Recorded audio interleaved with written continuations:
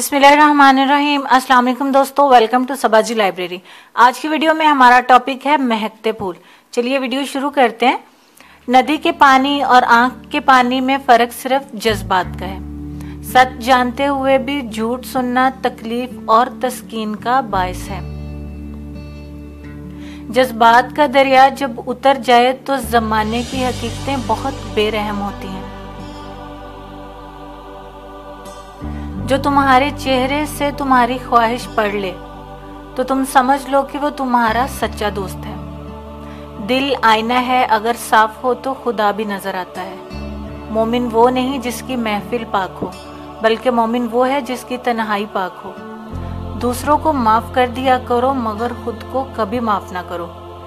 कामयाबी के दो जीने हैं, लगन और खुद एतमादी। मुस्कुराहट रूह का दरवाजा खोल देती है। मुस्कुराहट एक ऐसा फूल है जो कांटों पर आते ही खिल जाता है। कामयाबी की 3 मंजिलें हैं: इल्म, अमल और सोच विचार।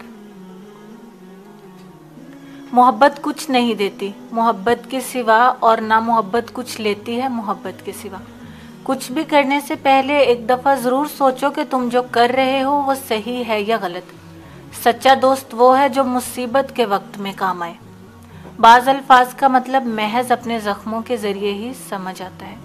मज़ीद ऐसी वीडियोस के लिए हमारे चैनल को सब्सक्राइब करें और बेल आइकॉन को भी ज़रूर क्लिक करें। अल्लाह हाफिज़।